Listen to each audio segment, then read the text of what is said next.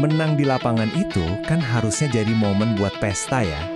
Tapi gimana jadinya kalau sebuah kemenangan malah jadi pemicu kerusuhan yang ujung-ujungnya bisa bikin orang masuk penjara dan klubnya kena sanksi berat.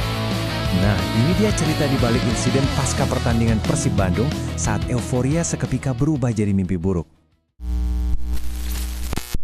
3 babak dalam satu malam yang luar biasa dramatis. Kemenangan yang ironisnya ya, justru bisa mengantar para pelaku ke penjara dan mencoreng nama besar Persib di panggung Asia. Taruhannya tinggi banget. Oke, kita mulai dari bagian pertamanya dulu. Kita coba pahami ironi di malam itu. Kenapa sebuah kemenangan justru rasanya pahit banget, bahkan terasa seperti kekalahan. Kutipan ini banyak banget beredar di media sosial dari para bobotoh, dan rasanya pas banget buat ngegambarin perasaan mereka. Ada rasa kecewa yang dalam banget walau Persib menang lawan Ratchaburi FC. Dan perasaan inilah yang jadi percikan api dari semua kekacauan yang terjadi setelahnya. Jadi gini, konteksnya itu penting banget. Di atas kertas, Persib memang menang di pertandingan itu. Tapi kalau kita lihat gambaran besarnya, mereka kalah agregat. Artinya mereka tetap tersingkir dari turnamen. Kemenangan ini jadi kayak sia-sia gitu. Determinasi para pemain di lapangan seolah-olah dibalas dengan ledakan emosi yang ya salah arah dari tribun. Terus, gimana ceritanya rasa kecewa itu bisa meledak jadi kerusuhan besar? Yuk kita urutkan kejadiannya, detik-detik setelah wasit meniup peluit panjang.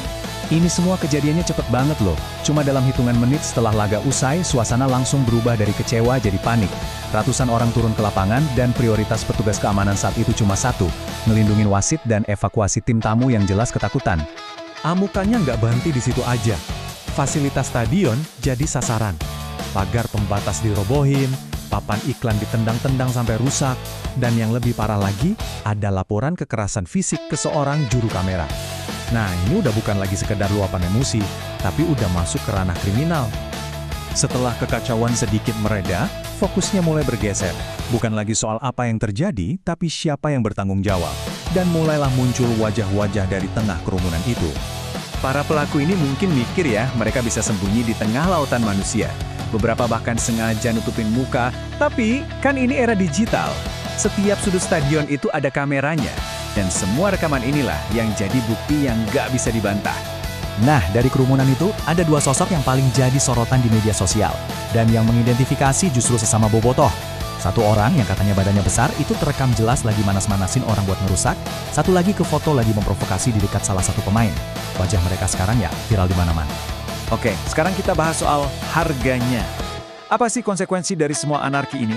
Baik buat orang-orang yang terlibat, maupun buat klub Persib Bandung itu sendiri.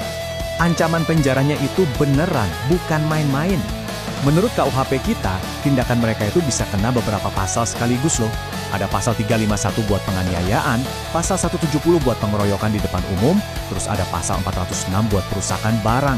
Jadi ancaman hukumannya sangat-sangat nyata. Dan yang kena getahnya bukan cuma pelaku, klubnya juga dalam bahaya besar. AFC, Konfederasi Sepak Bola Asia, itu terkenal tegas banget. Sanksinya bisa berlapis-lapis. Mulai dari denda yang bisa miliaran rupiah, terus larangan main dengan penonton, sampai yang paling parah, diskualifikasi dari kompetisi. Coba bayangin, denda miliaran itu bisa melumpuhkan keuangan klub. Dan ini dia yang bikin situasinya makin genting buat Persib. Pengawas pertandingan resmi dari AFC itu ada di lokasi. Dia lihat semuanya pakai mata kepalanya sendiri. Fakta ini bikin kemungkinan Persib kena sanksi berat jadi sangat tinggi. Lalu, gimana dampaknya ke internal klub? Yuk, kita lihat kondisi masa depan Persib yang sekarang jadi serba nggak pasti. Kata-kata dari pelatih Boyan Hodak ini rasanya bijak banget ya. Dia ngerti kok rasa kecewanya supporter. Tapi sebagai orang yang paling bertanggung jawab sama tim, dia juga tahu betul kalau tindakan anarkis ini bisa merusak klub buat jangka panjang. Jauh lebih parah dari sekedar kalah di satu pertandingan. Dan ini yang menarik banget. Dorongan paling kuat buat menindak tegas pelaku justru datang dari mayoritas bobotoh sendiri. Ini nunjukin kalau fans sejati itu udah nggak mau lagi mentolerir oknum-oknum perusak. Tuntutan mereka jelas, hukum para pelaku, kasih larangan masuk stadion seumur hidup, bahkan ada yang minta tribun selatan ditutup sementara biar jadi pelajaran.